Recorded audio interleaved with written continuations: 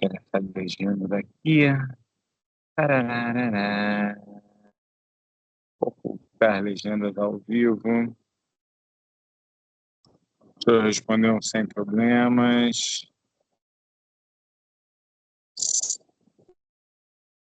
Sem problemas. Vou começando aqui. Férias boas, tudo em paz? Tranquilo.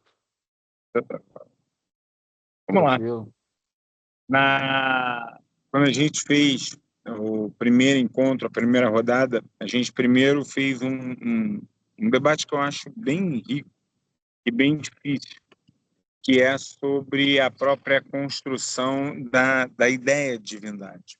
Como é que surgem, dentro de sociedades diversas, uma lógica que pensa numa divindade única em detrimento a outros modelos de divindade. E sempre aquela preocupação, uma coisa são os nossos sistemas de crenças, nossos sistemas de valores, nossos sistemas, tentar aproximar, é que eu não estou conseguindo tirar o display. Uma coisa são nossos sistemas de crenças, nossos sistemas de valores, nossos sistemas que, de alguma maneira, naturalizam. Deixa eu ver se a outra câmera pega melhor. A outra está um pouco melhor. Nossos sistemas que naturalizam a... Tá melhor um pouquinho essa, não tá? Beleza. Os nossos sistemas que naturalizam, de alguma forma, o que é a necessidade de uma divindade. E essa lógica de precisar destacar o que é uma divindade, ela tem a ver com o sistema explicativo do mundo, e não necessariamente com aquilo que nós desenvolvemos. Eu já vivo numa sociedade que já arrastou, criticou, organizou, manteve um monte de sistemas de valores. Então, quando ela organiza esse sistema de valores, eu estou há gerações com o mesmo sistema de valor. Eu tenho, pelo menos, um grande volume de gerações que reproduzem o mesmo sistema de valor organizado em uma Europa Ocidental, reproduzido em um modelo colonial, ainda que influenciado por outras culturas, mantiveram, de alguma maneira, um sistema moral que não é tão longo assim, considerando a história da humanidade, mas é um sistema moral que ele é privilegiado, de um jeito bem simples.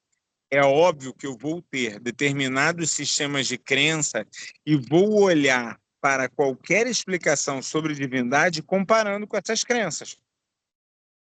É um modelo comparativo. Como é que você sabe que uma determinada empresa foi extremamente lucrativa ou ela está pouquíssimo lucrativa? Não é pelo número absoluto, é pelo sistema de comparação entre uma e outra.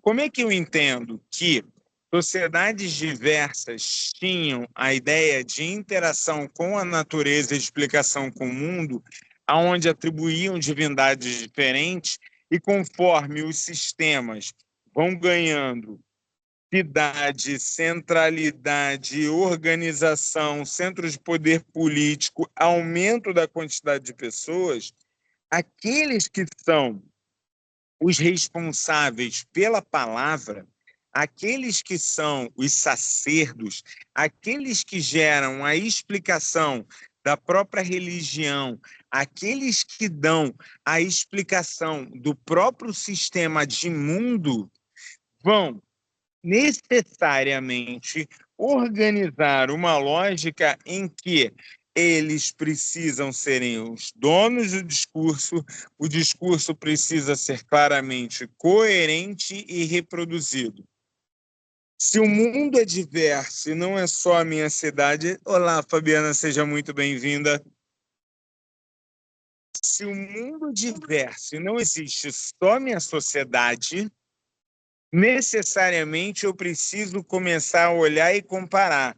Ou as minhas divindades estão em disputa, eu represento uma e existe uma outra, ou as minhas divindades elas estão em conflito, eu tenho um panteão com diversas divindades, ou essas divindades são modelos de explicar o mundo e o meu mundo funciona de uma forma e o seu mundo funciona de uma outra forma. Quando esses mundos se conectam e se entram, eu tenho uma crise. Qual é a forma certa de explicar o mundo? Tá pegando a ideia? Como é que é complexo eu lidar com religião quando eu saio do meu sistema natural? Porque o meu sistema natural ele está diretamente relacionado ao meu conjunto de valores. Se eu pego sociedades em conflito, sociedades em movimentação, elas vão conflitar e vão movimentar um monte de coisas. Pegar o exemplo que está na moda agora. Os Estados Unidos têm uma intensa discussão sobre o petróleo na América Latina, sobre os poderes da América Latina. Os Estados Unidos invadiram economicamente, protegendo as suas empresas, a América Latina por diversos motivos, diversos países. Assim que se incorpora Porto Rico, assim se faz a Baía dos Porcos, assim se faz a Company Fruit, que vai gerar a criação do Canal do Panamá. Uma empresa de frutas que tinha um enorme poder no Panamá, aonde os grupos locais dizem você não deve ter mais esse poder, porque essa riqueza é nossa, o poderio norte-americano vai dizer não, se nós conquistamos é nosso, não é mais de vocês. O petróleo venezuelano, historicamente, era considerado uma reserva estratégica dos Estados Unidos. E aí você vai ter que enfrentar várias negociações ao longo do tempo que vão aproximar e afastar. O Brasil teve isso. De um lado, a Petrobras tem a força e a questão e lutou pela diferenciação, pelas terras oceânicas, criou-se um modelo. Ao mesmo tempo, quando Fernando Henrique Cardoso, pressionado pela Organização Mundial do Comércio, vai abrir o capital da Petrobras, colocando 50% de capital misto com empresas diferentes trabalhando sobre o nosso petróleo, é uma tentativa de dizer, calma, a gente consegue negociar dentro desses moldes. Rainha, tá ficando maluco, rainha, o que isso tem a ver com religião? Tudo. Você tem os Estados Unidos entrando na Venezuela discutindo petróleo e você vai discutir, num primeiro momento, qual o melhor modelo econômico, quais os pontos de interseção, aonde eu cedo, aonde eu não cedo. Se fosse tão fácil e tão rápido, a superioridade bélica era óbvia e a entrada era óbvia. A entrada nos Estados Unidos no Kuwait diante das disputas com o Iraque. O Iraque queima campos de petróleo do Kuwait que fica sem produzir por quase uma década. Religião. Religião é um fator cultural identitário dos mais importantes. Vários grupos, diante de ataques de outros grupos, se reúnem em torno da religião. A religião acaba dando um discurso coerente e estruturado para que eu dispute. Olha que coisa maneira. Rainha, isso não acontece, não. África do Sul, na disputa contra os ingleses por parte dos holandeses, religião. A boa parte dos movimentos em torno de Mandela partiram antes de fatores políticos de religião. Boa parte das disputas econômicas e políticas que foram... Seja bem-vindo, Renan.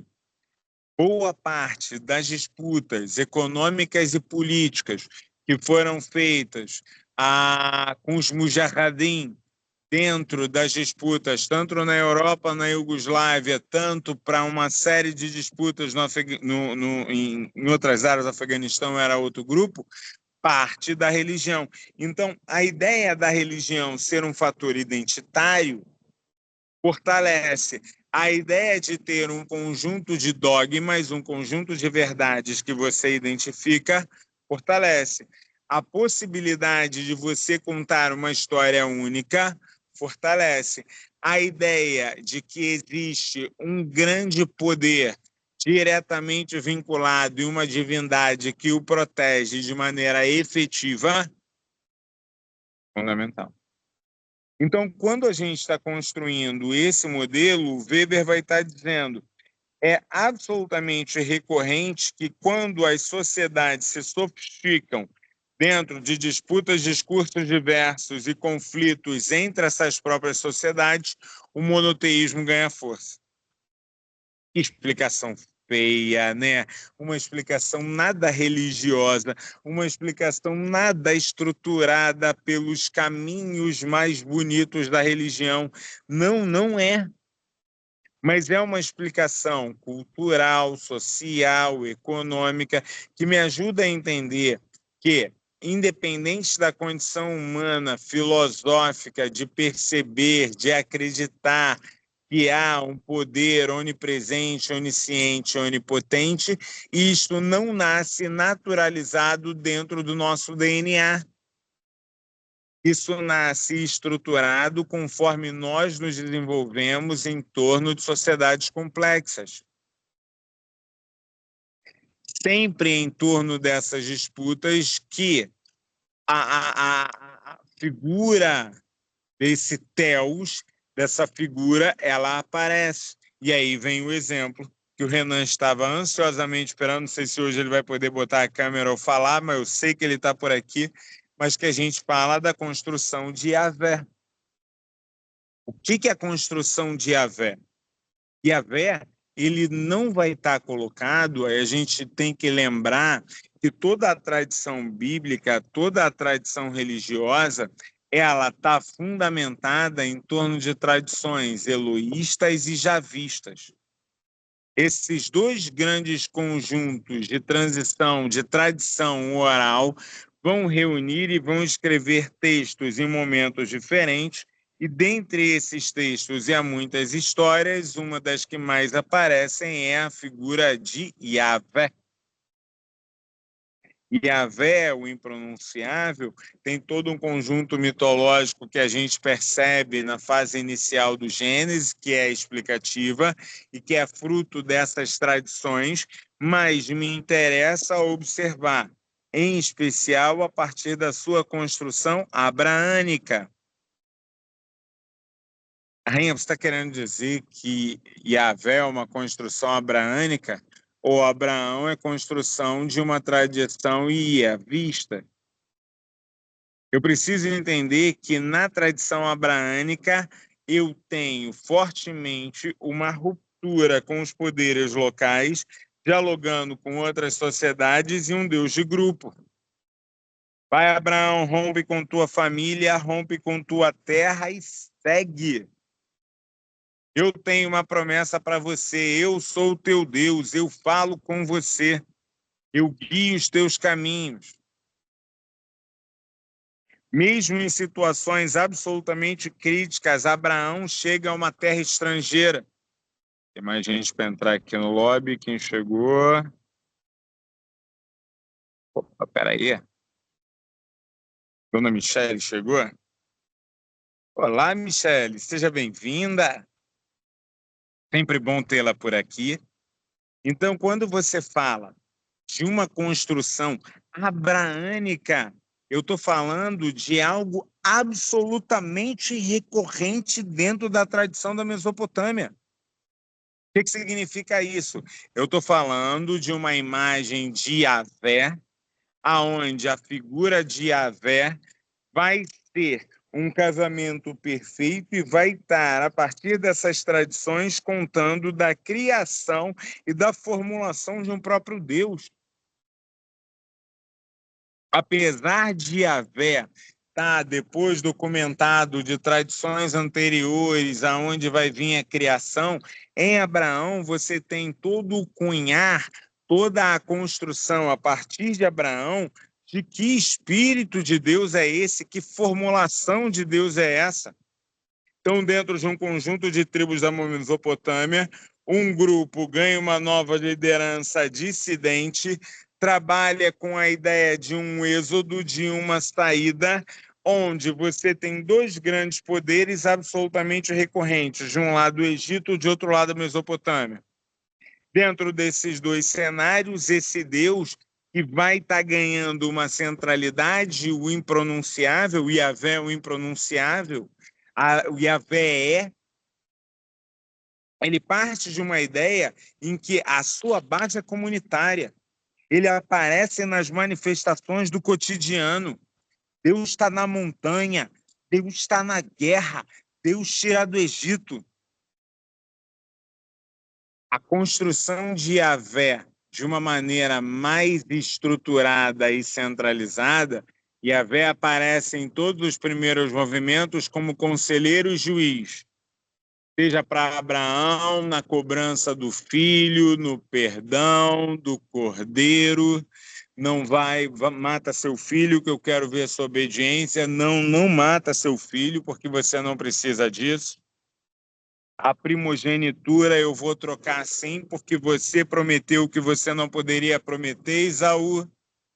E Jacó, você é o pai das minhas famílias, você tem vários problemas morais graves, Jacó. Mas ainda assim será o pai. Será o pai dentro de uma estrutura em que você vai ver, a partir de uma dissidência, José indo para o Egito e diante da família despedaçada pelo vivido na experiência de José. Para quem não lembra, mais um convidado no lobby. Que beleza! Vamos ver quem chegou, Renato. Seja muito bem-vindo, meu caro Renato. Feliz ano novo a todos vocês. Perdoem o meu cenário um tanto quanto atípico no dia de hoje, mas é o que deu.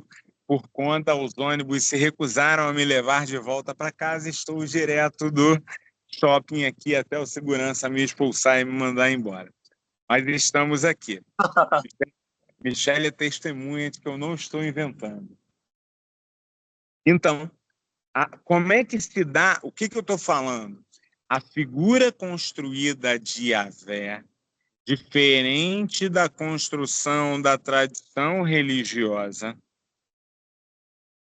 é temperada pela tradição histórica. Não à toa, Mark Bloch vai brincar. O pai da história contemporânea, como nós fazemos, é sem dúvida nenhuma o cristianismo. A ideia de compor e organizar uma história em que ela dá sentido a uma formação, você consegue formar Deus. A construção que a gente está fazendo aqui, ela consegue formar Deus. Deus e Yahvé está sendo construído, trabalhado, organizado. E a figura de Yahvé vai se materializando em todo o seu poder, em toda a sua força, sem dúvida nenhuma, nas relações entre Moisés e Arão. Para quem não está acostumado, para quem não se lembra da história, Moisés é o escolhido na montanha, mas diz, eu não sei falar, para falar com o povo eu preciso de Arão.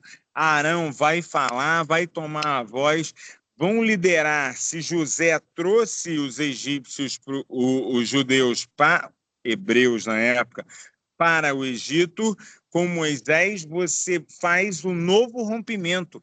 Reparem de novo, Yahvé está sendo reproduzido, trabalhado, explicado como eu sou o Senhor teu Deus, que tirei das terras do Egito, como diz no Êxodo.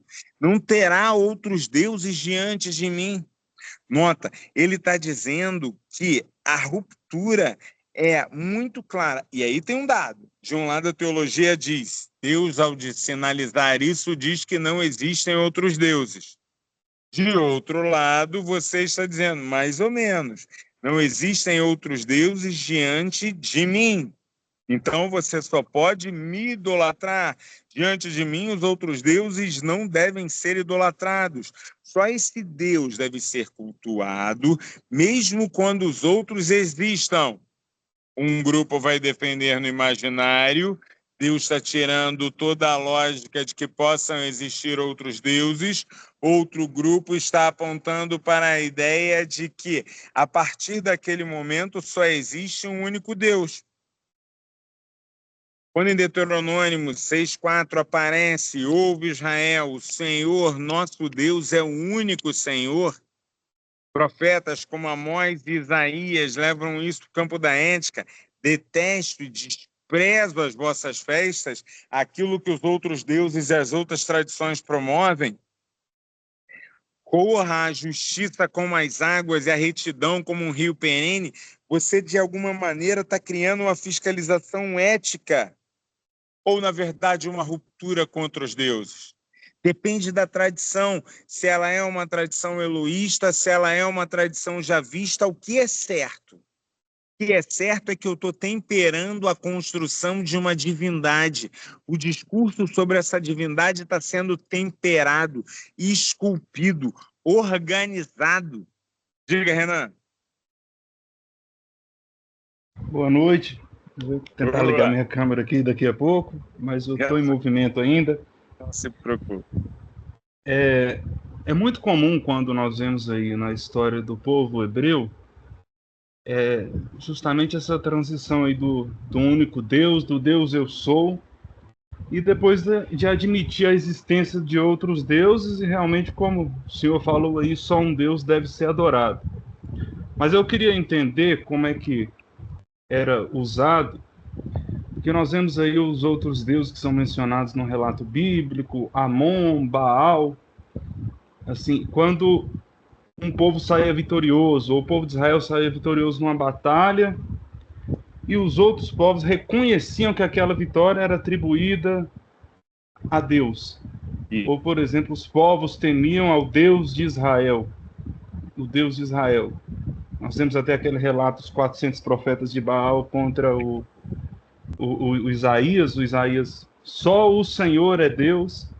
Então, nessa dinâmica aí de guerra ou de batalhas, como é que nós podemos utilizar a forma de Deus nisso daí? Porque a vitória, o Deus que vencia, o povo que vencia, o Deus dele era mais forte. Certo? Era atribuído isso a Deus. Né? Isso. E olha que coisa, Renan, a explicação é muito maneira e muito tensa em certo sentido. O que é a visão teleológica da história? Você, ao saber o final e a maneira como as pessoas entendem no final, você passa a atribuir o início tal qual como você estivesse já sabendo que aquele era o caminho. Em via de regra, isso não acontece. Recuperando esses dois relatos que você levantou, que são sensacionais. E aí eu vou entrar com o terceiro. Quando você pega toda a construção do Baal, o Baal ele é indiscutivelmente uma figura presente entre os hebreus. Ele vai aparecer no Êxodo, ele vai aparecer em Isaías, ele vai aparecer depois quando Salomão casa. Baal tem uma retomada recorrente em momentos diferentes. Quando você analisa documentalmente e você pega essa recorrência, você normalmente trabalha com a ideia de panteão, se a gente não soubesse o final da história. A gente trabalha normalmente com o princípio de panteão. Marduk com Ista, Apolo com Delfos, e por aí vai. Odin e a construção que vai ter com Ram. Você tem vários momentos em que você tem essa construção aonde isso acaba sendo muito, muito forte. Essa construção, no entanto, ela, na prática, ela acaba tendo uma variação muito, muito complexa. O que eu estou querendo dizer? Ao chamar de panteão, e eu entender que religião é sistema simbólico, eu estou dizendo para você que eu estou desconstruindo o sistema simbólico pela temporalidade. E eu estou. Eu estou reconsiderando o sistema simbólico pela temporalidade. O fato de eu ter uma temporalidade contemporânea, quer dizer, daquele momento, e saber que naquele momento aquilo é recorrente, eu posso partir da ideia de que eu estaria diante de um conjunto muito atípico, onde eu só posso atribuir a uma lógica de divindade, eu não vou conseguir analisar isso historicamente, ou eu vou conseguir entender exatamente que há uma transição de discurso, porque aquelas sociedades estão se transformando e se complexificando. A partir do momento em que eu tenho uma construção como a de José no Egito, eu tenho, ainda com todo o poder atribuído a José, uma fragilidade das condições que aquele grupo vai estar estabelecendo ali, mesmo quando ele chega no segundo período intermediário, onde o governo é de estrangeiros no Egito. Ao mesmo tempo, quando eu estou dentro da construção do Êxodo, eu estou, ora, sobre influências mesopotâmicas, ora, cruzando com outros grupos. A gente tem que sair do relato daquele grupo sozinho, andando pelo deserto, e do nada vão fazer um conflito. E do nada, chamo da câmera. E do nada vão fazer um conflito. Não tem lógica. Não tem lógica eu imaginar que isso aconteceu exatamente dessa forma. Então, estava tudo organizado, estava tudo muito bem, e simplesmente, de um momento para outro, você tem aquela ideia, aquela centralidade. Eu só posso crer nisso dentro de um viés filosófico-religioso, quase que teológico, quase que no limite da fé. Se eu contextualizo, eu digo, isso tem pouco sentido. Então, quando um pastor me diz que aquilo, na verdade, é uma construção ética, quando um padre coloca, quando aquilo é uma manifestação da divindade que sempre foi verdade, eu tenho que aceitar, dentro daqueles parâmetros que ele está aceitando, dentro daqueles parâmetros que ele está colocando, porque os parâmetros que ele está utilizando não são os parâmetros que eu estou utilizando. Os parâmetros que eu estou utilizando são necessariamente diferentes daqueles parâmetros. O parâmetro precisa de contexto.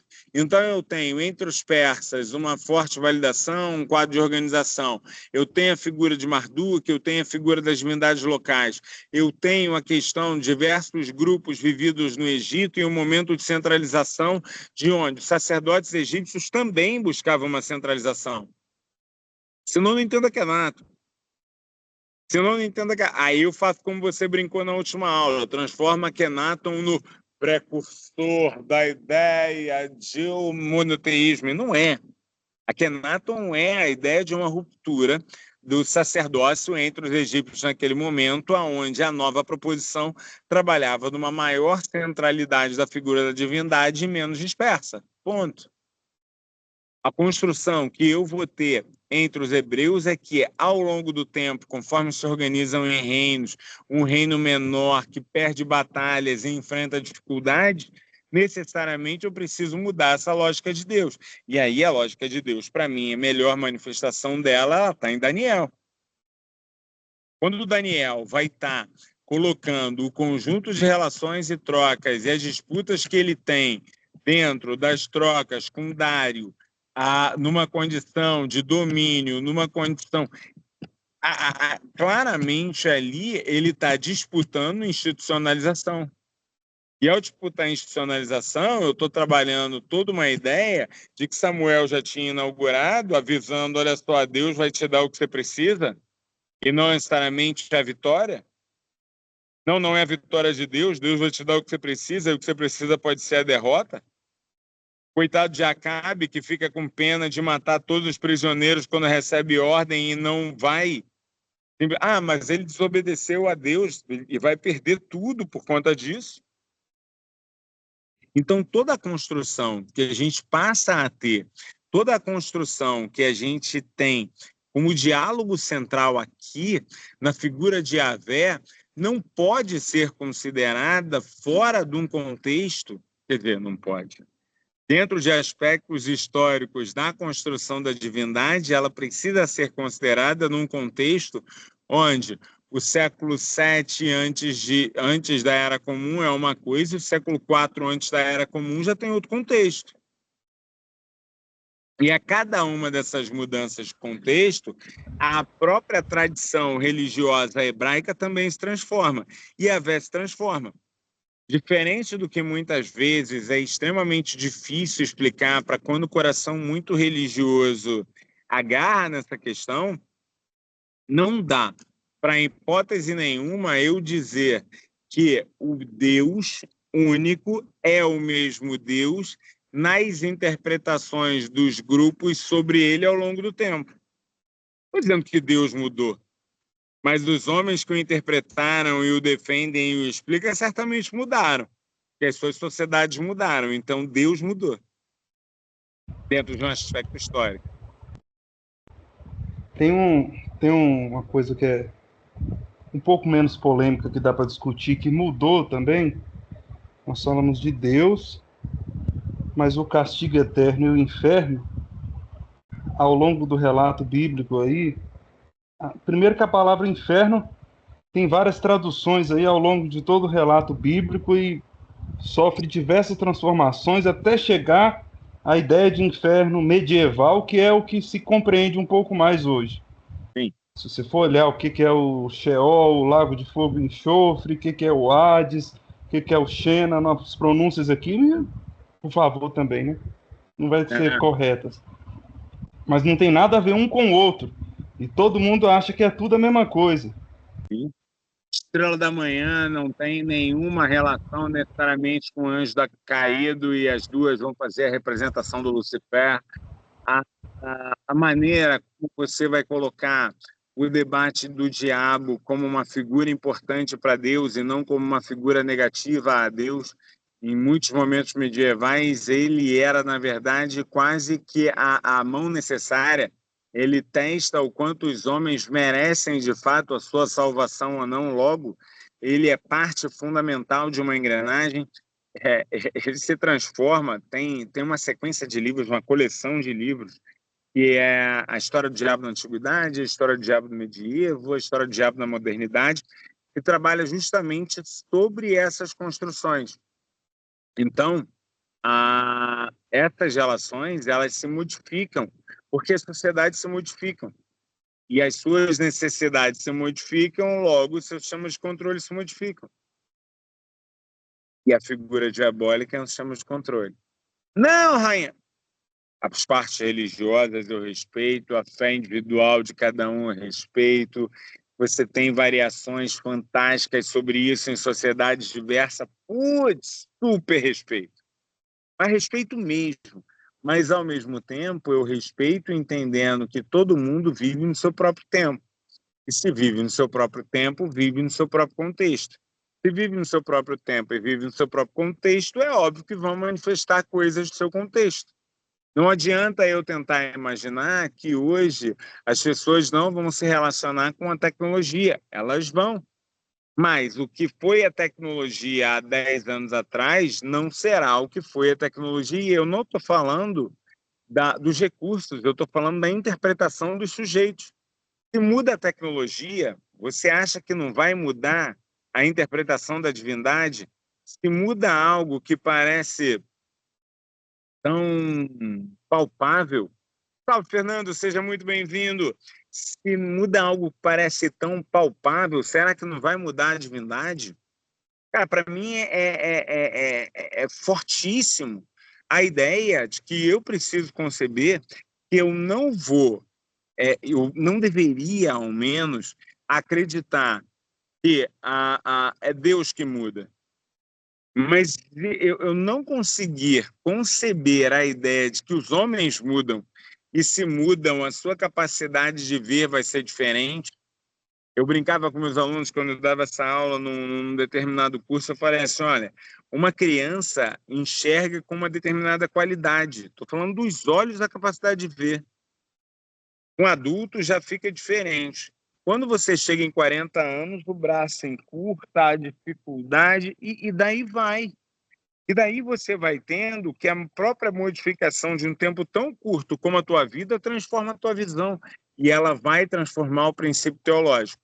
Da mesma forma que você transforma Deus, você transforma até mesmo os papéis de inferno, de danação eterna. Cara, olha Dante. Dante é fantástico da maneira como ele faz uma abordagem histórica temporal sobre isso, mostrando como as literaturas ao longo do tempo interpretaram o inferno. E que as pessoas não entendem muito o inferno de Dante, acho que é um livro teológico. Dante é um baita literato e as pessoas tomam isso de um caminho um pouco torto.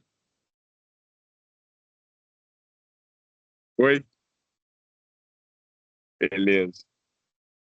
A figura de Yahvé, ela vai aparecer, então, com uma determinada formulação que ela é fruto, em especial, da formação dos reinos.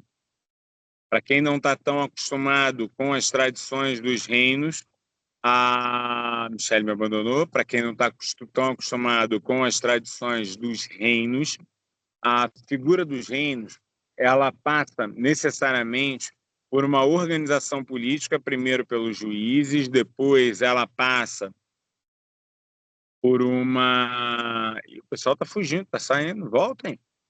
Passa primeiro por uma organização política, depois de uma organização política dos reinos, você passa a ter um modelo de quase que uma diarquia, muitas vezes isso é esquecido, mas existem aqueles que são os responsáveis, os cuidadores do campo de batalha, existem aqueles que são os responsáveis e que são os cuidadores dentro da...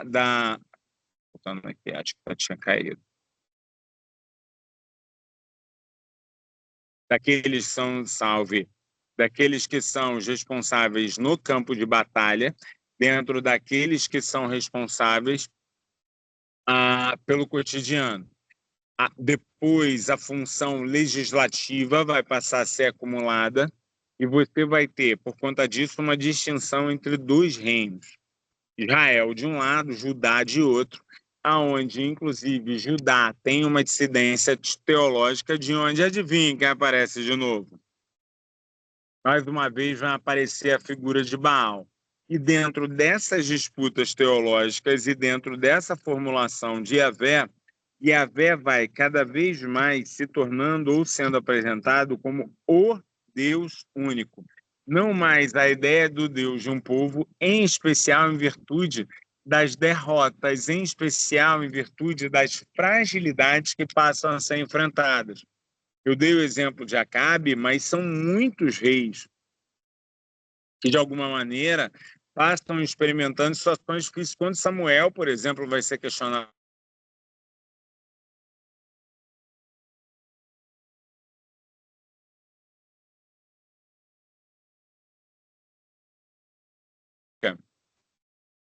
estão me vendo? Estão me vendo? Eu dei uma oscilada aqui. Estou aqui? Beleza. A organização política que vai decorrer a partir da expansão e da nova expansão persa versus a expansão egípcia vai impactar diretamente as políticas e os modelos dos reinos de Israel e de Judá. Muito é trabalhado o cativeiro da Babilônia, onde uma série de israelitas vão passar a ser obrigados a conviver e a trabalhar como era de alguma maneira recorrente dentro dos espaços da Babilônia. Você vai ter mudanças teológicas importantes durante esse período na Babilônia, e aí você vai ter cada vez mais uma figura de Yahvé ganhando as primeiras formas proselitistas. Daniel e a maneira como vai trabalhar com Dário é inegavelmente uma forma proselitista. Você não mais enfrenta militarmente os outros povos. Yahvé vai se retirando aos poucos do campo de batalha, vai se afastando dos homens e vai cada vez mais vendo o funcionamento daquelas sociedades de uma maneira recorrente. O reino de Judá vai ter, então, a sua organização passando a ser ameaçada por um outro império que passa a ser estruturado, chamado de Império Romano. Eles vão conseguir estabelecer uma resistência no primeiro momento e essa resistência é necessária conforme os romanos vencem, em especial as regiões do Egito, tirando assim as condições do grande protetor daquela região. E os romanos, quando vão vencer a resistência dos irmãos Macabeu e vão conquistar Jerusalém, eles vão, a partir dali, trabalhar com alguns elementos primordiais. A ideia de uma nova arquitetura religiosa. Flávio Josefo é um historiador helenista. Rainha, o que é um helenista aí? Quando você teve a expansão trabalhada por Alexandre da Macedônia, vários desses reinos passaram a ter uma influência de tradições gregas, de tradições persas. Então, você teve um processo de dispersão e organização desses grupos, que passam a lidar com outras culturas. E a disseminação da cultura helênica marca o judaísmo, marca em especial algumas figuras centrais, como os fariseus, dizendo que eles se afastaram de tradições anteriores. Quando você passa a ter a presença dos romanos, você tem um novo momento de helenização. Os romanos também tinham trocas helenizadas, mas trabalharam uma cultura própria. A região é considerada instável, por isso ela tem sempre um governador, ela tem sempre guarda pretoriana. Não foi um momento específico no século I por conta de Jesus, não. A região era considerada... Só, Fernando, que bom que você conseguiu aparecer, você já falado que não ia. Eu falei, pô, cara, tanto bonito. Essa característica romana para a região, eu preciso ressaltar ela, porque, mais uma vez, a tradição religiosa é teleológica e não tem essa preocupação, muitas vezes, histórica do detalhe. Então, não era porque os romanos queriam controle absoluto, nem que os romanos faziam aquilo em todas as regiões. Aquilo era típico de regiões instáveis. A figura de Herodes e a maneira como ela é colocada, e o Flávio Josefo detalha muito bem as ações de Herodes, a sucessão, as disputas que anteriormente houveram com João Batista, os processos que depois vão aparecer com os zelotes dentro das disputas. Tudo isso é retratado por Josefo para poder reafirmar uma ideia de uma região instável. E essa região instável também instabiliza a forma de ver Deus. Agora tu ficou maluco. Os hebreus tinham já a sua tradição fortemente vinculada a Yahvé. Essa tradição vinculada a Yahvé passa por momentos que Yahvé é o Deus, aonde ele tem o seu povo escolhido por fruto da tradição, mas você tem o Deus. Então, você não cultua, não reconhece os outros deuses. Temos uma mudança de paradigma aqui importante. E mais do que isso, você passa a sinalizar aos outros povos, se quiser, venham. Esse tipo de discussão, muitos autores colocam que ela já tem força no Mediterrâneo, mesmo antes do século I. Ao longo do século III, século IV, do século III, antes da Era Comum, muito se discutia sobre a crise da interpretação religiosa das divindades greco-romanas. Alguns autores já defendiam, em especial no Oriente, a ideia do prisma. A luz é única, é a nossa incapacidade de olhar centralmente que nos faz achar que tem tantas cores ou tantas formas. Muitos autores consideram isso como uma aproximação já de uma tradição monoteísta estabelecida por povos que não eram monoteístas. Esse debate aparece, por exemplo, quando os grupos vão analisar o papel de Odin. Quando Odin vai dizer que, para que pudesse enxergar melhor, ele abre mão dos seus olhos, ele morre para que ele pudesse enxergar, independente do tempo, teria mais uma vez essa construção. Por que os autores, normalmente, o Mircea Eliade, gastam um tempo enorme discutindo isso? Mas é para justamente perceber de que toda a interpretação religiosa ela tem uma série de componentes que estão vinculadas ao símbolo. E a partir do momento em que elas estão vinculadas ao símbolo, elas ganham uma forma de manifestação. Dessa forma de manifestação, quando chega uma outra interpretação, ela entra num campo de debate intelectual e não com a ideia de que chegou uma religião inteira onde eu disse, nossa, era o que eu estava esperando e vou me converter. Eu passo a identificar uma série de aspectos e faço um modelo de comparação que me aproxima ou me afasta daquele viés, daquele olhar religioso. Então, o que mais uma vez eu estou tendo? A aproximação do Mediterrâneo Ocidental e da helenização, ela está diretamente relacionada às maneiras e às formas como vão aparecer os debates relacionados a Jesus, Yeshua. Entre as diversas lideranças mágicas, essa é uma das que ganha maior notoriedade, que consegue arrebanhar maior número de agentes e, principalmente, sacerdotes estruturados que conseguem multiplicar a sua mensagem. Paul Johnson, quando faz a discussão da história do cristianismo, coloca muito sobre isso. O debate sobre a existência ou não da figura de Jesus é tolo. Por que Paul Johnson coloca isso? Naquele momento, uma série de figuras com aquelas características apareciam e desapareciam, disputavam espaços. Algumas tinham muitas notoriedades, outras poucas. O diferencial de Jesus é o registro. Não, rainha, o diferencial de Jesus é ser escolhido, é a divindade.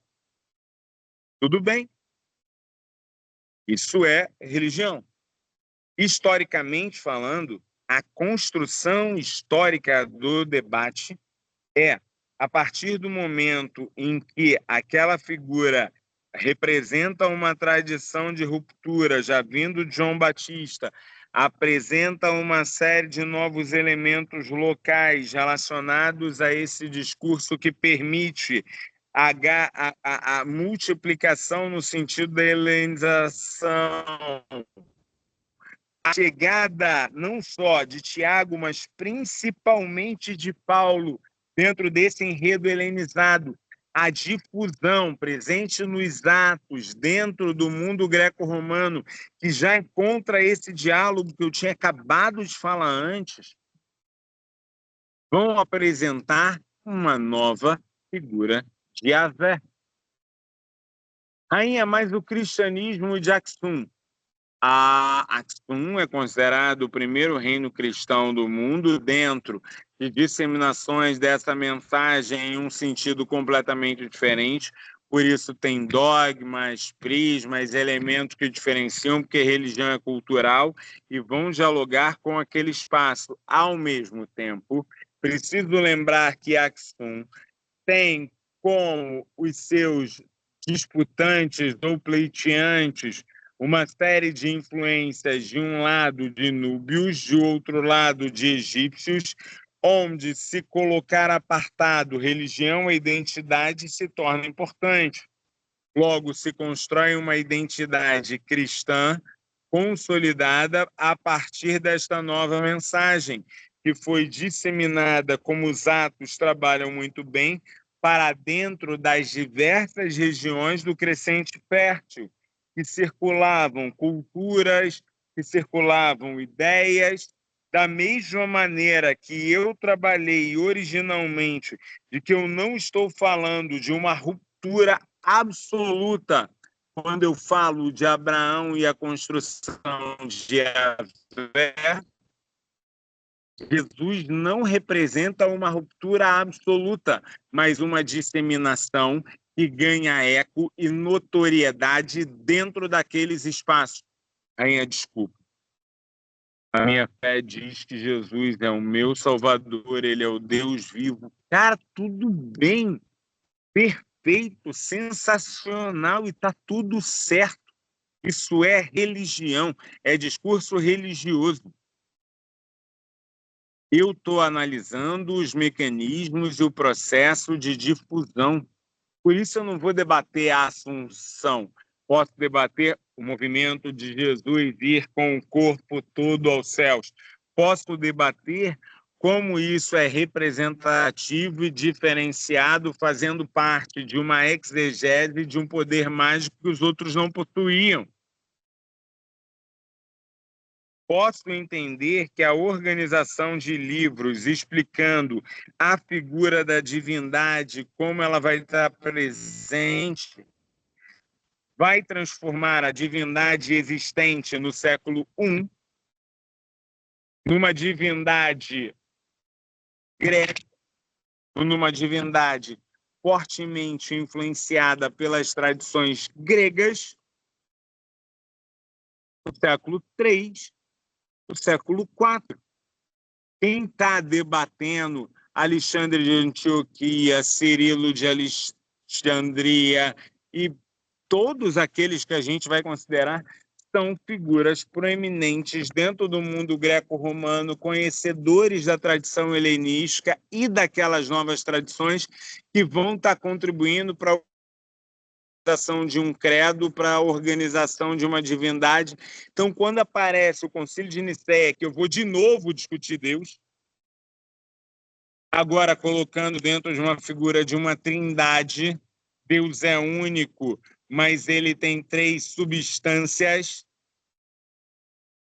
Eu estou colocando, de alguma maneira, mais uma vez, uma interpretação contextualizada de um momento em que ela tem todo o sentido.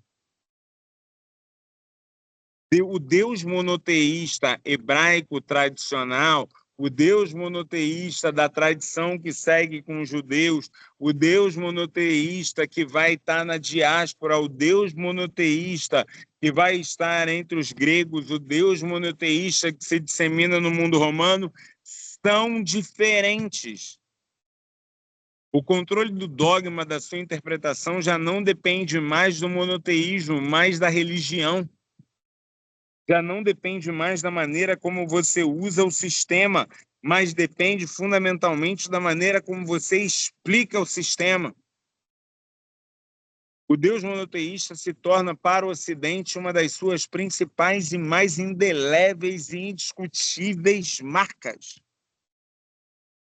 O Deus monoteísta é parte de toda a construção do sistema social que nós vimos se difundir no mundo e que passa a ser parte de nossos sistemas éticos, morais, e por conta disso ele é tão debatido, ele é tão complexo, ele é tão presente.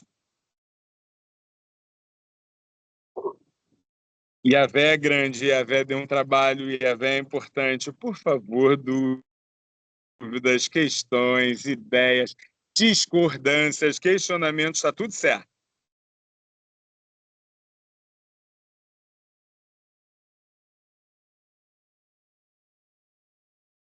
Ah, jura? Ninguém.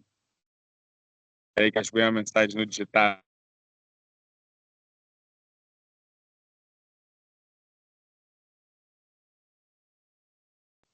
Ah,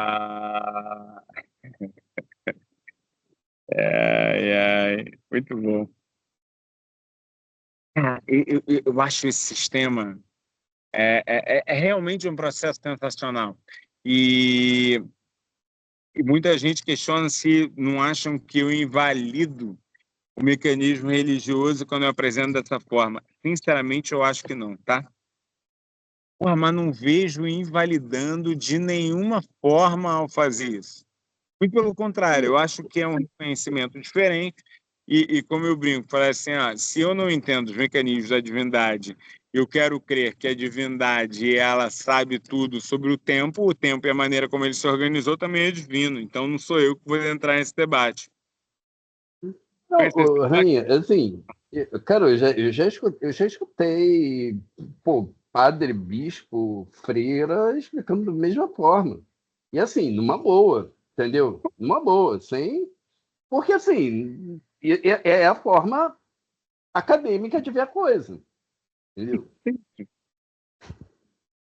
Fernando, eu vou te contar uma coisa que aconteceu comigo. Eu já dei um passado muito longínquo história antiga oriental. E na minha sala, em Queimados, eu tinha um pastor muito bem preparado, muito sabedor do assunto batista, estudioso mesmo. E eu tinha um jovem muito alegre, fervoroso. Porra, eu via que ele acreditava na fé dele, entendeu? Mas com muita pouca preparação. Eu acho que ele era da Universal, mas sem juízo de valor mesmo. Tem grandes autores da Universal e tem grandes padres que não sabem quase nada de teologia, infelizmente. Então, de outra verve, como você falou muito bem, é isso mesmo. E eu tinha várias vezes que ver o meu jovem aluno ser acalmado pelo meu aluno pastor como ele, dizendo, cara, olha só, você está confundindo. Uma coisa é aquilo que a gente quer perceber como impacto, como fé, como crença. Uma outra coisa é a análise. E aí, não sei se ainda tinha na aula de vocês, tem um cara que eu adorava aqui na Estácio, ele já saiu tem um tempo, foi seguir para outros caminhos, chamava Alex Oliveira. E o Alex, ele falava, o Alex era muito religioso, tá? E quando eu digo muito, era muito mesmo. De família, de tradição. E ele falava, e ele explicava isso, ele explicava como eu fiz essa explicação, como eu disse, eu aprendi muito com ele dentro desse debate. Eu falava assim, Alex, eu sei que na hora que você vai estar lá na pregação, estar dentro do processo, você tem que ter um cuidado, porque o teu público talvez não entenda isso. Não é que eles não acreditem ou não debatam, mas o público em geral, na hora de explicar dessa forma, se sente um pouco chocado. Fui perguntar para ele se era uma impressão minha, que sou de fora, eu não venho dessa tradição, ou se era uma leitura dele também. E ele falava exatamente, ele falou assim, eu diferencio muito claramente o efeito. O efeito do debate teológico com meus pares é uma coisa. O efeito que eu quero promover quando eu estou no púlpito fazendo uma explicação, ainda que seja sobre o mesmo tom, é outro. E eu respeito muito isso, sabe, Fernando? Acho que fui falar com ele na hora que ele precisou sair. Não, eu tô aqui. Eu só tive que Beleza. fechar a câmera porque, assim, tá instável aqui. Eu falei, pô, vou fechar a câmera para ver se... Uhum. Mas tu Não, entendeu? sim. Pô, cara, eu já tive uma discussão dessa, não sei se... Ele hoje saiu, né, da igreja, já foi para política, mas na época eu conheci, ele era o padre da Capuchinhos, que é o Frei Raimon. Eu chamo de Frei porque ele era Frei e depois virou padre. Cara, e vários debates teológicos desse e relaxado, como você acabou de falar. Porque é isso, uma coisa é fé, outra coisa é análise dos dados, documentos, momentos, produção, e essa é a produção. Vai ter uma discussão para lá, outra para cá, um não vai entender da mesma forma que eu, e também está dentro do debate, está tudo certo, entendeu? Ah, tá bonito. Vou seguir, hein?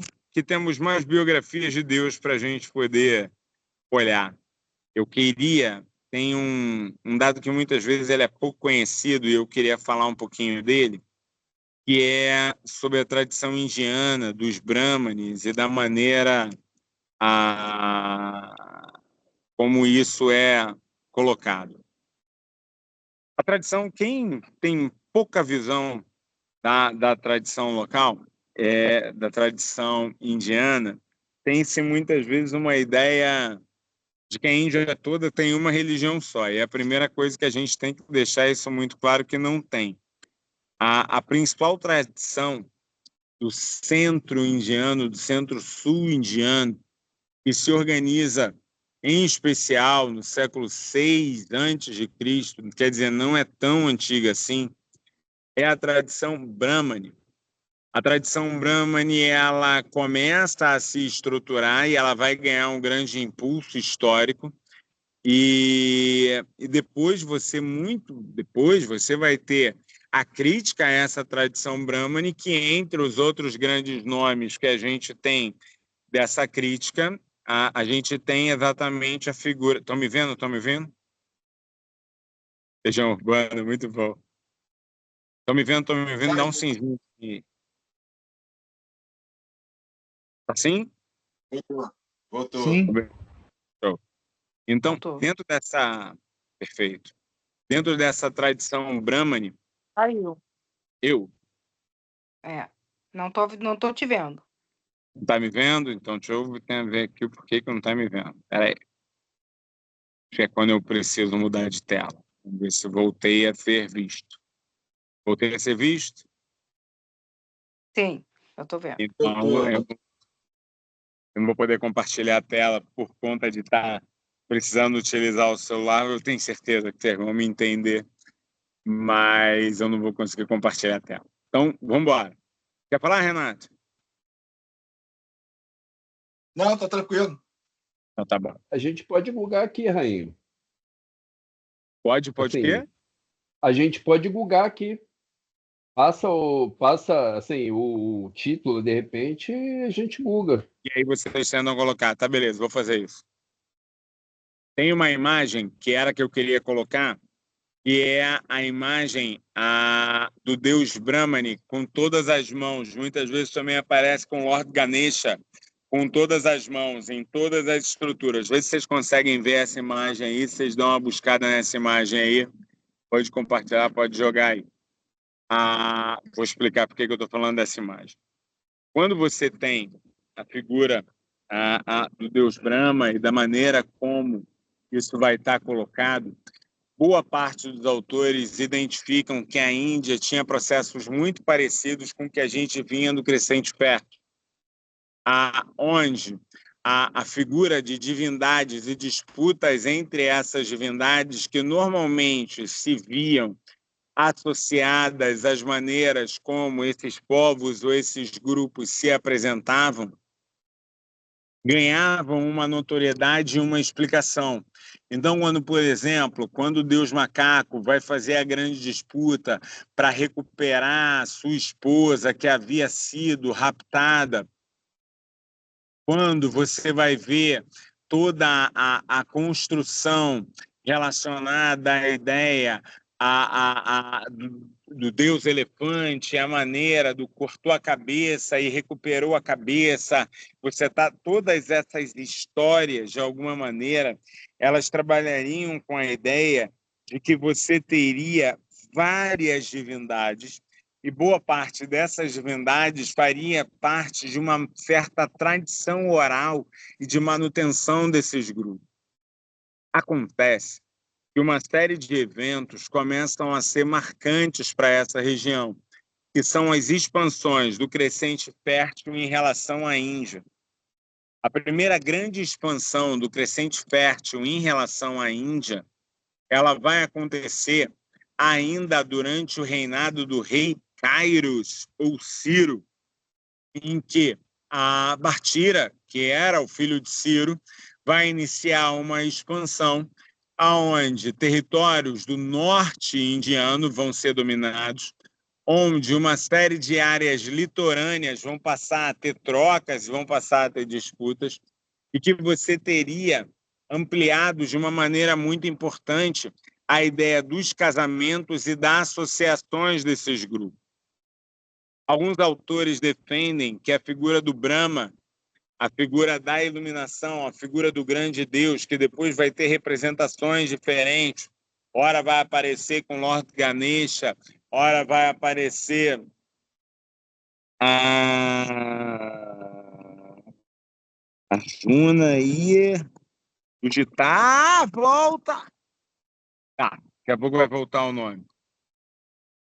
Então você vai ver essa tentativa de aproximação e uma tentativa de organizar o panteão. Krishna. Vai ver essa tentativa de organizar o panteão. Diante dessa tentativa de organizar o panteão, você vai ver uma segunda grande onda em direção à Índia. Essa onda muitos de vocês devem conhecer, ela é orquestrada e organizada por Alexander da Macedônia e que vai ter algumas conquistas importantes ao longo já do centro-sul da Índia. Muita gente diz que a Índia vai ser salva pela sua região de floresta, onde consegue levantar defesa, mas a maior parte dos autores vai analisar que um fenômeno identitário que já tinha se iniciado se organiza com a difusão de ideias de uma nova unidade. Essa ideia de uma nova unidade vai vir da tradição de romper a tradição oral e ter escrito um livro chamado Gita, onde o Gita representa a Índia em frangalhos diante de uma grande tradição de disputas familiares. Renato quer falar? Botou até a câmera. Eu falei assim, isso já é o desejo, já é o... E diante do momento em que o Gita...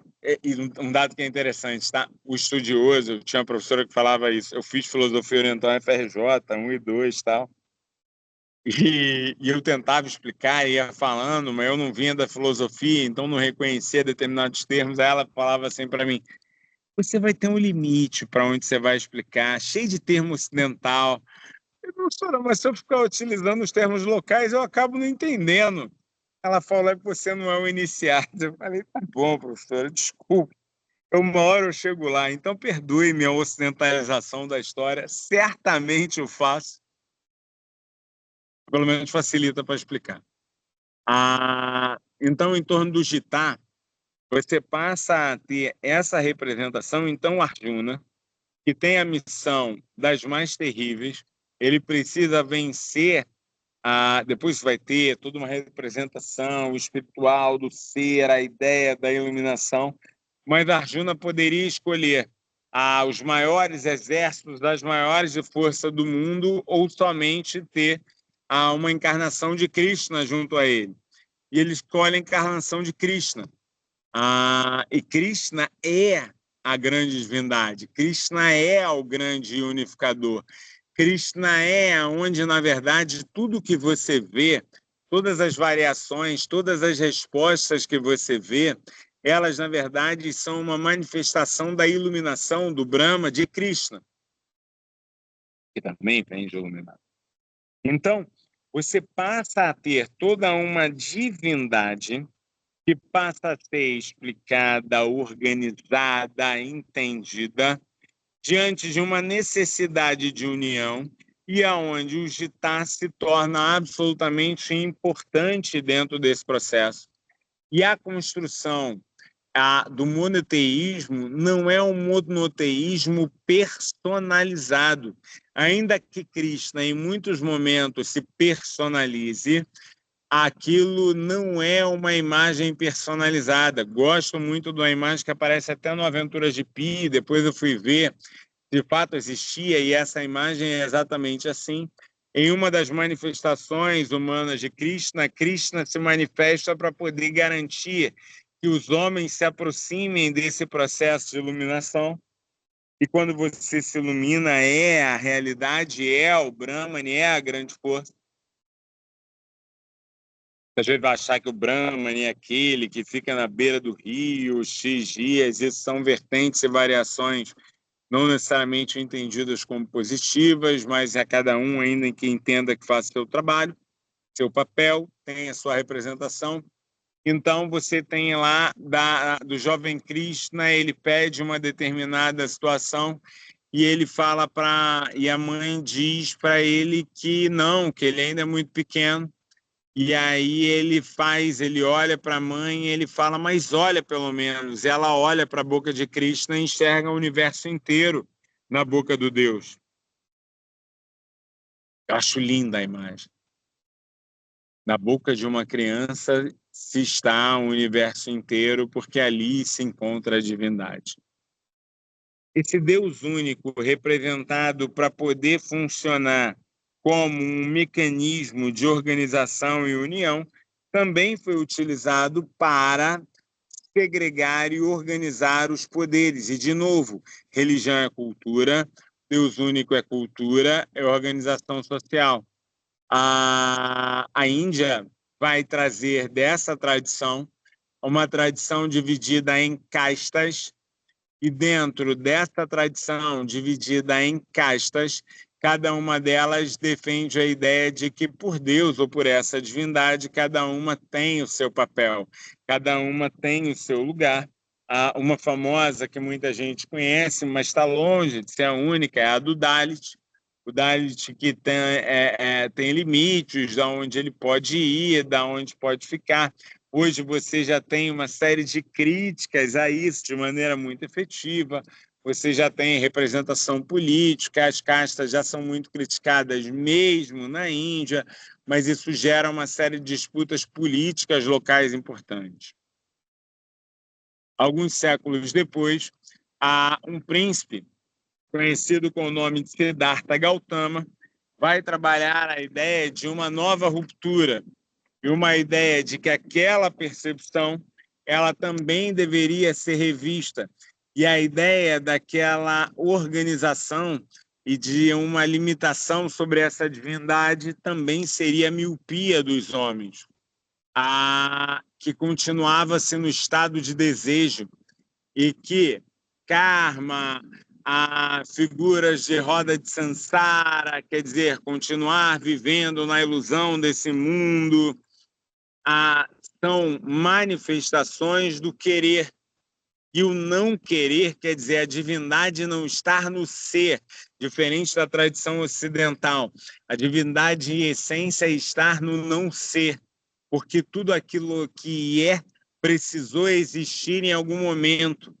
E aquilo que nunca existiu simplesmente o é. Ele não deixou, ele não tem início nem tem fim. Meu pai adora essas explicações, eu acho elas sensacionais e dificílimas da maneira de lidar. Rainha, você é um especialista? Não, um bom curioso com boas leituras. Mas não podia deixar passar, vai dizer assim, rainha, mas não é exatamente um Deus monoteísta. Não, por quê? Ok, eu não tenho mono no sentido de sujeito, mas eu tenho um o eu sou também é ilusão. Aquilo que é o que é. E aí ali está essa forma de divindade. Eu acho tenso, complexo, mas fabuloso. Dúvidas, questões, pontos, ideias. Se eu estiver indo rápido, me avisa, por favor. Maravilha. Vamos lá.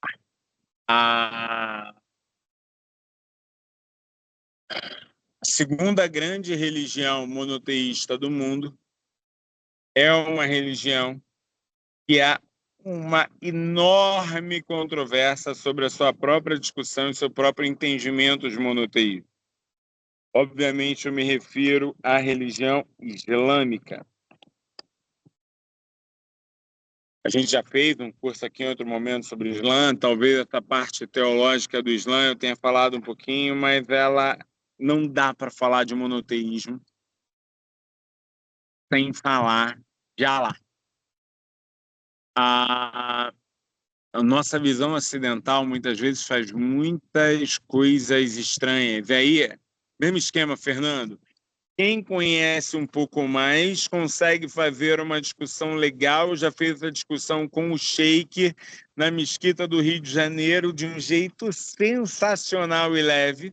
E já vi pessoas que não sequer entendem o que é o islamismo, trabalhando com uma lógica completamente deturpada, ora para tentar dizer que eles são diferentes, ora para tentar dizer que eles são obtusos.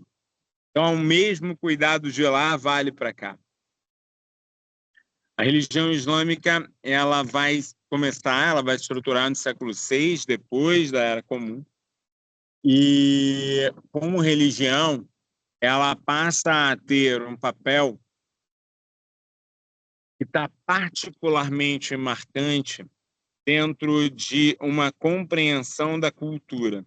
Lembra que eu falei que a ideia de culturas, de grupos, ela passa a ter, conforme as sociedades se complexificam, uma tendência ao seu aparecimento? as regiões dos grupos, dos povos árabes, as diversas regiões árabes, Península Arábica, ela ainda era marcado muito por essa religião local. Mas, diferente do que acontecia em outros, ela também identificava regionalmente manifestações das religiões que vinham monoteístas ganhando força em outras regiões, persas com o zoroastrismo, cristãos com o cristianismo, Iêmen em especial, e algumas regiões ao norte, Síria, Líbano, que faziam uma fronteira de muitas trocas comerciais, mesmo o Egito, e a presença de regiões e de cidades hebraicas ou de tradições judaicas dentro daquela região. A presença desses grupos fazia com que você tivesse, muitas vezes, uma visão ocidental fatalista. Eles viram que dava certo e foram copiar uma religião. E nas outras eu aceito um movimento místico, um movimento... Eu não posso trabalhar somente com o esvaziamento dessa mística. Eu posso fazer a lógica de explicar qual é o seu fundamento e qual é o momento. Exemplo, eu estou dentro de uma cidade tremendamente cosmopolita. A cidade de Meca é uma cidade com trocas constantes de bens, mercadorias, pessoas, grupos. Não era uma cidade pobre, era uma cidade de influência romana grande, era uma cidade de influências de grupos diversos que chamavam muito a atenção. E diante dessas diversas disputas, mais uma vez, você tinha sacerdotes de Istar, você tinha grupos e forças em torno de Alá, você tinha a Pedra Negra, você tinha cristãos trabalhando a presença, você tinha judeus. E diante desse movimento, você vai ver surgir um movimento a partir de o que é chamado de revelação. Muhammad vai entrar em um estado de incômodo e transe, se retira para uma montanha e lá o mensageiro da divindade vai anunciar para ele a nova religião. Ele é claro no sentido da nova religião, para que a gente não tenha dúvida. A religião é para promover uma união daqueles grupos. Deus olhou para os árabes e vai promover essa união, vai trabalhar essa união. Rainha, eles são uma derivação da tradição cristã, porque eles se entendem como ismaelitas? Não! Mas a ideia de que o Deus dos hebreus tem uma manifestação que dialoga com a manifestação de Alá é presente. Não está discutindo ser o Deus dos judeus ou não ser os deuses dos judeus, até porque Yahvé é, dentro de uma determinada visão teológica, Yahvé, ele é a existência. A gente vai entrar dentro dos campos de disputa. Então, se Yahvé é, Alá é. Alá é o único Deus que existe. Mas os outros, formas confusas de entender e ver. Alá é a única divindade. Voltamos para aquela discussão que já fizemos em Yahvé. Mas existem os outros deuses? Na visão que está estabelecida Alá. E aí eu preciso imaginar que essa teologia já está mais consolidada, já está mais difundida a própria lógica do monoteísmo. Alá não pode ser rivalizado, ocupado, por isso não tem diabo. Por isso não tem diabo na tradição islâmica. Porque se há diabo, há um inimigo. O inimigo do homem é o mundo. O inimigo do homem é as tentações para se afastar de Alá. Teologicamente, a estrutura é Alá é onisciente, onipresente, onipotente, Alá tudo pode. Se Allah quiser, a Fabiana vira muçulmana agora. Se Allah quiser, Bruno vai se tornar muçulmano agora. Só que Allah não deseja isso dentro desta tradição. Dentro desta tradição, Allah vai dar livre-arbítrio para que você faça o que você quiser. E, se você quiser a salvação, você busca Allah. Fala, Renan. Então, não sei se a pergunta está diretamente ligada, mas nós podemos relacionar aí que Maomé, ele aparece aí como um restaurador do monoteísmo lá de Abraão. Forte. Muito forte. A Maomé vai trabalhar com a ideia de que Deus fala com os povos. E Deus se manifesta relacionados aos povos. Deus entende que os povos precisam de pessoas para guiá-los. Então, Deus mandou vários profetas. Abraão, profeta. Moisés, profeta. Buda, profeta. Acho que Buda é dentro do momento que chega naquela região. Buda, profeta. Maria, profeta. Jesus, profeta.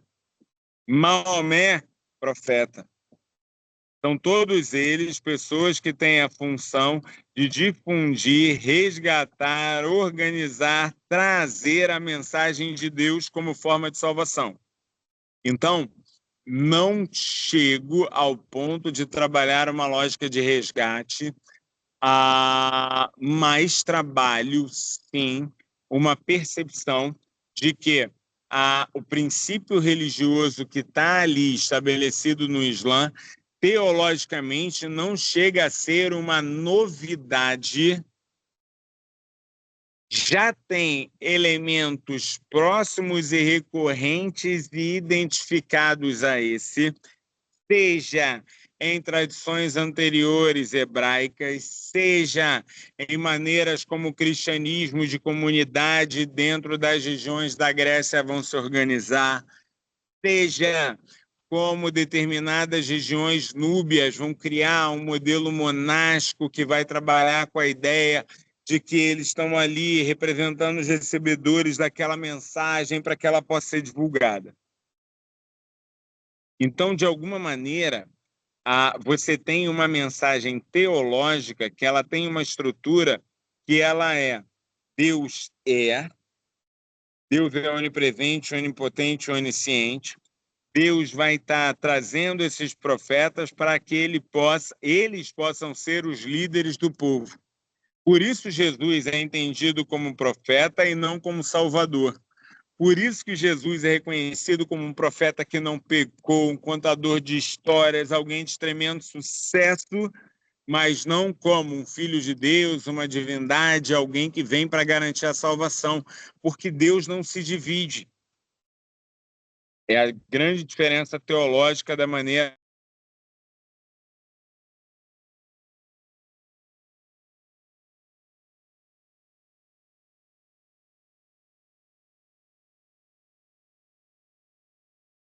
Travou.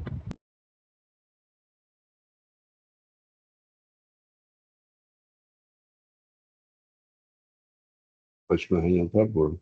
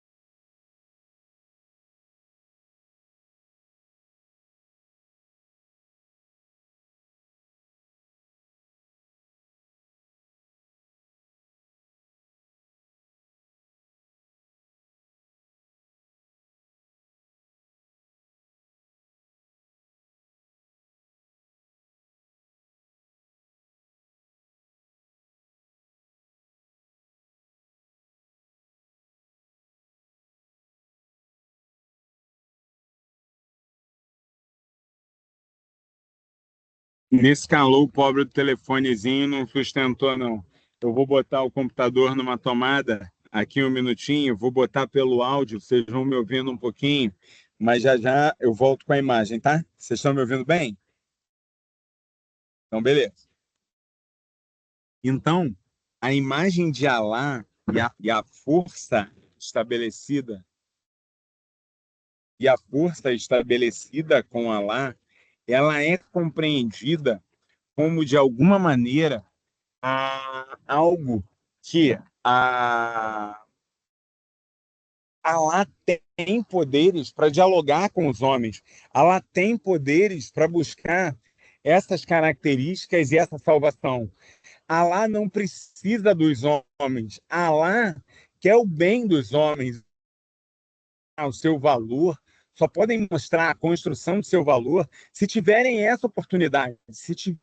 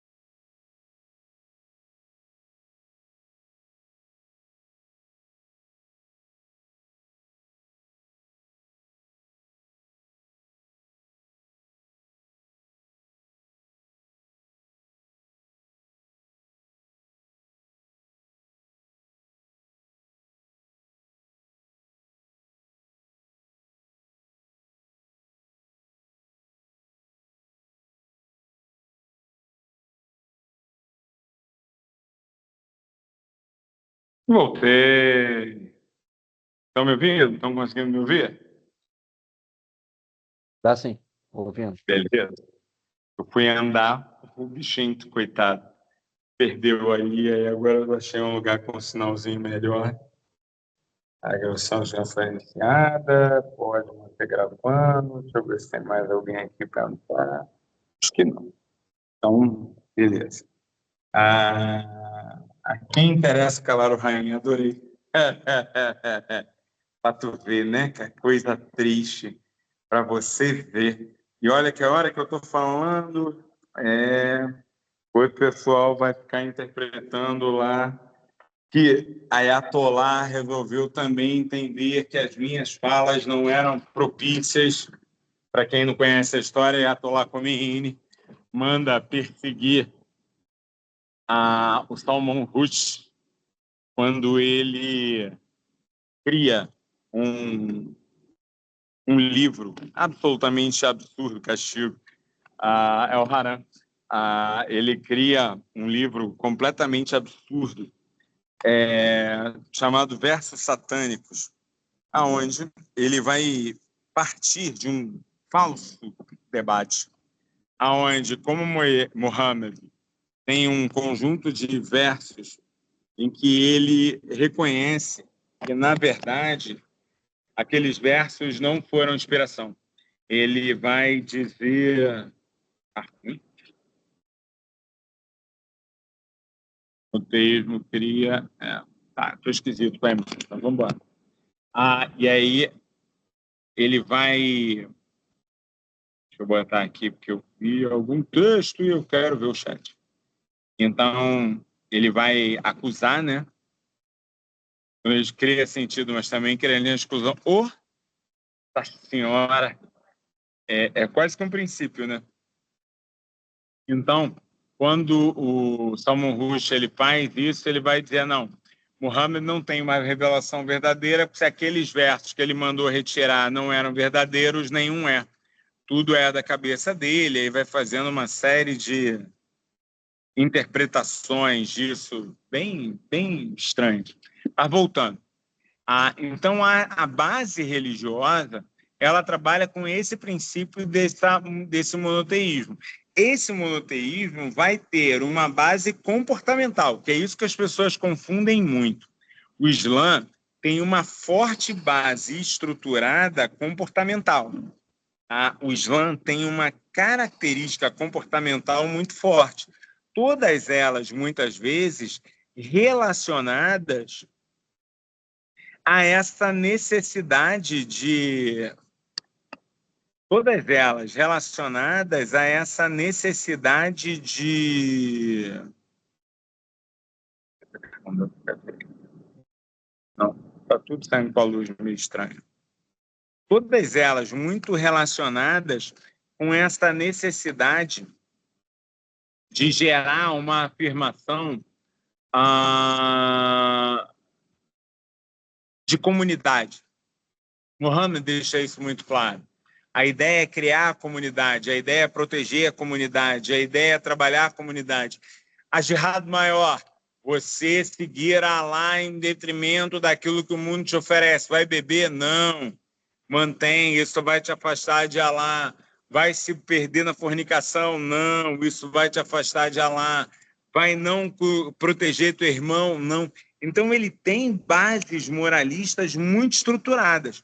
Essas bases moralistas muito estruturadas, elas vão estar gerando, obviamente, todo um debate de que o Islã, ou o monoteísmo islâmico, ele é da forma A ou B.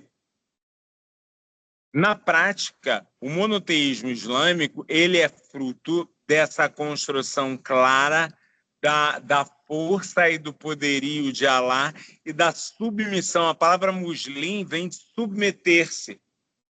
Você é muslim, você submete as vontades aos desígnios de Allah. O teu inimigo, o teu diabo é a ilusão do mundo, é a dor do mundo. E aí você pode personificar, criar inimigo, trabalhar. O que você pode fazer com a religião, você pode fazer um monte de coisas. Inventar um monte de coisas, criar um monte de debates. Mas é muito diferente da base teológica. Rainha, mas então eu posso afirmar que Allah e Yahvé são o mesmo? Não. Eles só são o mesmo se eu estudo e coloco e trabalho como sendo os mesmos. Rainha, não entendi. A partir do momento que a interpretação de Yahvé, o papel de Yahvé, trabalhado para o cristianismo, de Deus, trabalhado para o cristianismo, ele tem determinados segmentos, e eu não entendo Allah daquela forma, eu entendo eles seguem um Deus que não existe. O Deus original deles, eles nem percebem. E do outro lado, eles seguem uma abominação, um Deus que não existe, um Deus da cultura deles. Rainha, mas eu sempre ouvi que era o mesmo Deus. Tradições sufis, tradições de grupos cristãos, tradições de grupos que revisam, aproximam em vários momentos a ideia daquilo que deveria parecer óbvio, é a mesma divindade em termos de raiz. Semiológica, semântica, interpretativa, com os homens interpretando de uma mecânica diferente. Mas, quando você vai ao limite teológico, é muito legal fazer essa discussão. Eu falei, cara, não é possível que vocês não acreditem que Allah é Deus. É o Deus, é o mesmo. Ele falou assim, não é. Porque se eu acredito que Allah é o Deus, eu acredito que a religião islâmica é uma religião correta. E o pressuposto original da religião é excludente. Eu falei, não, o pressuposto não pode ser excludente. Assim, a gente aprende a respeitar. Falei, meu Deus do céu, a gente precisa rever esse negócio aqui. Mas essa é uma das dores de lidar com a religião. É um dos desesperos de lidar com a religião. O pressuposto de verdade. Se uma é verdadeira, a outra é falsa. Já tinham parado para pensar nisso? Sim. Evangélico, então, pessoal, até o católico também não é errado, porque tem imagem, adora imagem, é complicado. É o que você conhece mais de mais perto, tá? Não é tão diferente nas diversas vertentes. E é complicado, ao mesmo tempo que hoje a gente já tem sociedades mudando que já conseguem trabalhar no discurso de diálogo.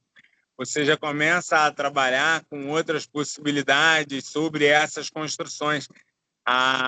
Mas é muito engraçado, Renato, que durante muito tempo o único adversário capaz de fazer frente a esse debate da exclusão era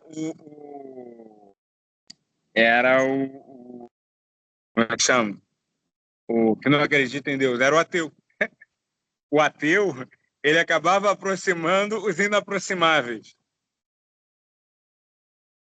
porque trabalha com essa perspectiva. Meus caros, tinha mais alguns que eu tinha trabalhado, eu vou fechar no último.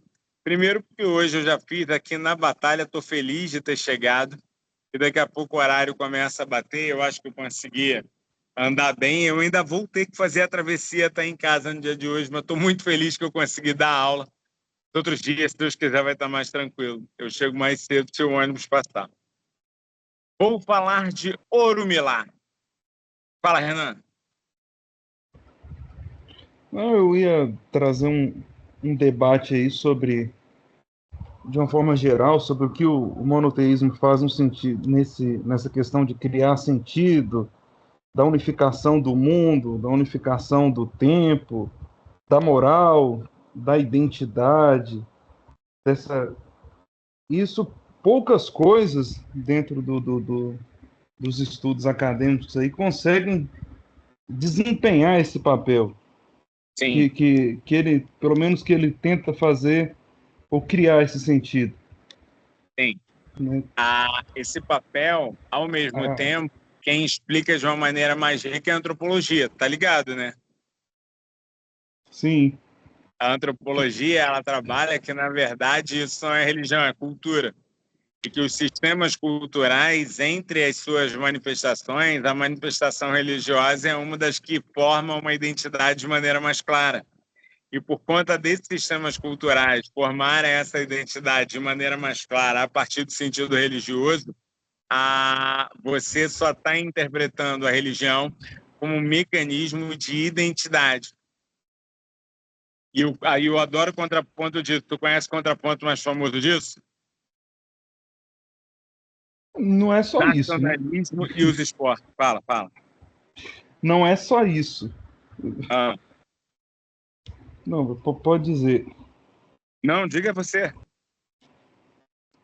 Mas a gente traz essa questão aí, por exemplo, da justiça transcendente, tudo isso aí esse é o papel desse discurso unificador do monoteísmo, certo? Mais ou menos. Ela pode ter um papel de justiça transcendente, pode. Mas, por exemplo, uma divindade dividida, como você vai reconhecer nas tradições médio-orientais, entre forças que se equilibram, ela também vai ter esse papel. O Japão, para mim, e o Renato está aqui, ele pode falar melhor que eu, o Japão, para mim, é um grande exemplo disso. O Japão não tem esse modelo monoteísta e ele, ainda assim, conseguiu, ao longo do tempo, ter esses mesmos mecanismos. O Weber trata sobre isso. O Weber trata, por exemplo, o que vai acontecer na Indonésia. Não é o Weber, é o Geertz, que vai acontecer na Indonésia. Quando você tem a grande disputa com os holandeses, e você vai ver o crescimento da religião islâmica, que era minoria, se tornar maioria, por ser aqueles que se organizaram para lutar contra os holandeses. Então, não é uma questão meramente transcendental conduzida para gerar um modelo. ela também tem um processo de identidade estrutural. O Benin, por exemplo, que eu ia falar de Urumilá, quando o Benin vai reconhecer de que as forças diretamente relacionadas ao cristianismo que chegava, ela estava relacionada ao modelo escravista, ela expulsa os dois, recua e cria uma série de barreiras para poder não chegar. E a partir disso a gente conhece muito do panteão relacionado às forças de Urumilá, não com a ideia que muitas vezes era apresentado para a gente antes do Pierre Verger, como tudo sendo forças animistas, mas mostrando que tem um sistema jurídico-social entre as diversas funções, mesmo em figuras como a relação com a justiça de Oiá, de Ansan, a maneira de como o Senhor e a preparação das guerras com Ogum, a maneira como Xangô vai estar representando a passagem dos portais, que vai ter uma falange de Exus diretamente relacionada com eles, para as decisões, para as encruzilhadas, com a ideia de que a grande árvore da vida representa essa ancestralidade. Não é uma divindade transcendental, concordo com você, mas ela também faz um papel de justiça transcendental, tu não acha?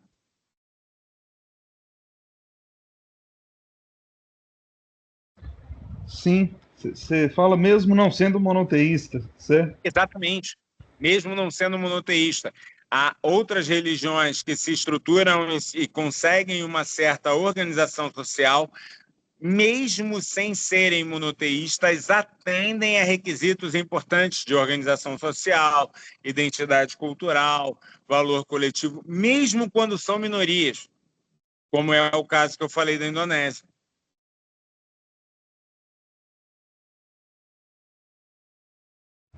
Certo.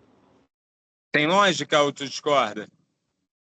Não, Porque faz sentido, sim. a raiz ocidental tende a fazer essa leitura que você fez. Tem o Assurman, o Eliade, o próprio Goethe, eles tendem a fazer, na interpretação de culturas, um processo que meio que hierarquiza o monoteísmo como algo sucessor de um politeísmo. E eu discordo dessa visão. Eu e o Verger, né? Eu não tirei da minha cabeça, não. Eu e Pierre Fatumbi Verger, a grande antropólogo que vai se aproximar das religiões de matriz africanas brasileiras, ele trabalha com essa questão. Esse papel, ele existe independente, ele precisa só ter um mecanismo de institucionalização, reprodução, identidade, mito, rito e magia, que aí ele consegue manter. Então, por exemplo, a grande ruptura que você vê na África, quando você trabalha, seja pelo caminho de Angola com os Inquices, seja pelo caminho da ruptura de Urumilá. Urumilá é a ideia do grande criador do mundo, tá? A ideia de que Urumilá é a grande força criadora. Mas Urumilá não é uma pessoa. Urumilá não é um governante. Urumilá é uma grande força geradora. Dentro dessa grande força geradora, você passa a ter as grandes figuras que, num primeiro momento, interpretam e organizam essas forças e que vão continuar existindo dentro de cada um de seus descendentes.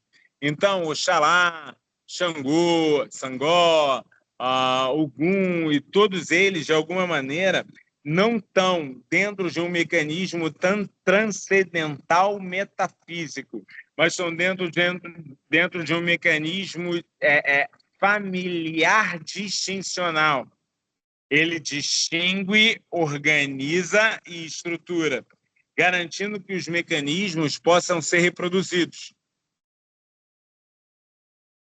Então, quando Nietzsche traz essa crítica aí na genealogia da moral, e ele vai culpar logo o monoteísmo, não é só o monoteísmo, então, que Nietzsche ainda era transforma os alemão, valores. né? Nietzsche ainda era alemão, tinha uma raiva específica para direcionar. A maneira como o monoteísmo se estruturou e se organizou, sim. A dizer que é por conta de ser monoteísmo, não, eu discordo. Certo. Isso aí. Meu povo, eu vou finalizar. Eu mando os materiais que eu tiver, eu tenho material mais para colocar. Eu fiquei muito feliz de conseguir fazer essa volta. A gente ainda se encontra mais essa semana. A gravação já vai estar disponível. É possível, quando eu chegar em casa, já mando para vocês. Espero que vocês tenham gostado. Espero que tenha sido bons debates, boas explicações aí, mesmo com todas as correrias. Então, tá bom. Vou agora para o meu lado. Valeu, gente. Boa noite, gente.